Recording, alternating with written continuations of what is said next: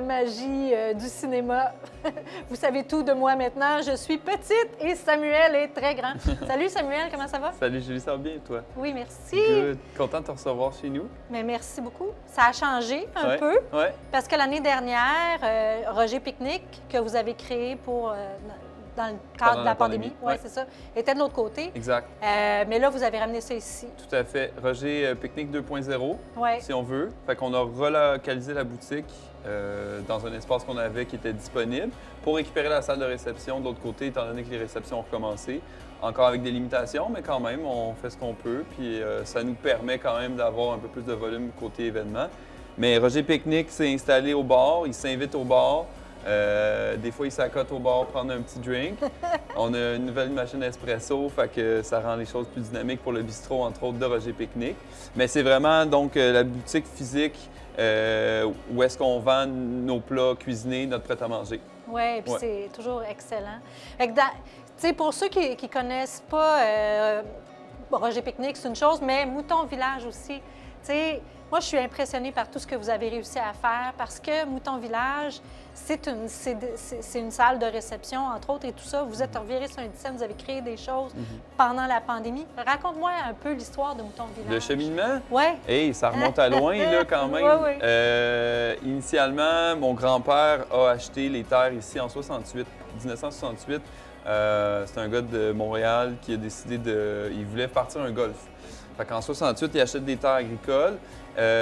Finalement, c'est zoné agricole, donc il ne peut pas aller de l'avant avec son projet de golf.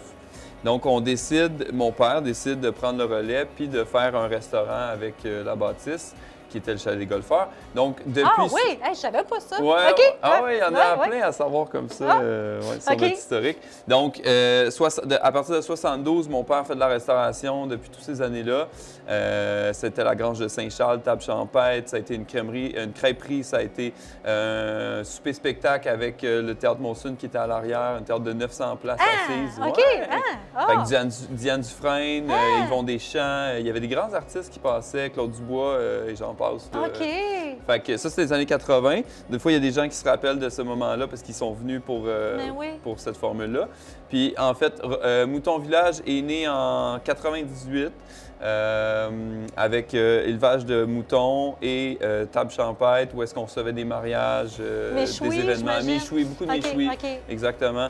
Puis moi, j'ai repris la relève avec mon frère Marc-Antoine depuis à peu près 10 ans.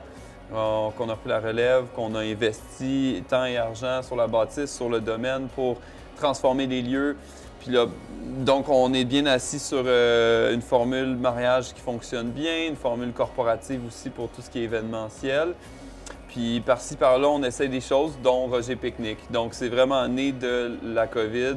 On a décidé de mettre sur place une boutique de prêt-à-manger, le bistrot, qui a, tu sais, il y a eu ses hauts et ses bas. Je ne dis pas que, tu sais, en restauration en ce moment, depuis 2 ans, c'est difficile. Il y a plein de défis. Je veux dire, ça n'arrête pas de... On essaye ça, on fait ça.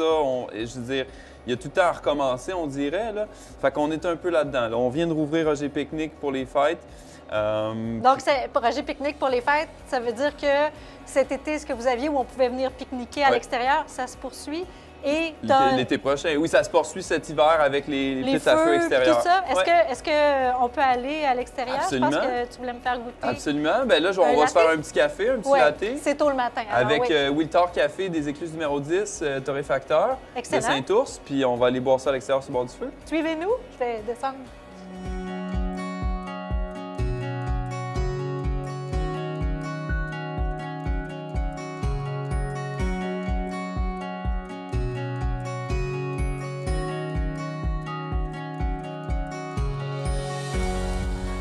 Merci beaucoup, il est super bon ton café. Je t'en prie, Julie. Donc, tu as acheté, vous avez fait des acquisitions, vous avez acheté entre autres une machine aussi pour faire de la raclette. Ouais. Concept, peux-tu me l'expliquer? Bien, en fait, on est ouvert les week-ends au public, tous les week-ends avant Noël, les samedis, dimanches de 11h à 4h. Donc, les gens peuvent venir sur place, sous réservation ou pas. Ou est-ce qu'à l'extérieur, j'aménage des tables pique-nique avec des emplacements, des foyers à bois. Je fournis le bois. Je fais un petit feu, puis à l'intérieur, le bistrot, bien là, on vend la raclette. Donc, la technique suisse-française de gratter la demi-meule devant les gens sur les pommes de terre. Fait que ça, c'est une belle nouveauté cette année avec les churros, avec nos classiques grilled cheese qui sont encore là, les potages. Donc, c'est vraiment un menu réconfortant pour le temps des fêtes. Puis vous venez en famille, entre amis, marcher sur le sentier, parce qu'on a un sentier de 4 km. Fait qu'avec la petite neige qui est tombée, c'est super cool. Ça fait une belle sortie, puis vous repartez avec un petit plat cuisiné. Fait que c'est ça le concept de Roger Picnic, finalement. Là. Puis vous vous démarquez vraiment de toute l'offre qu'il y a dans la région. C'est pas un restaurant typique, là. C'est une expérience aussi qu'on vient vivre. Exact.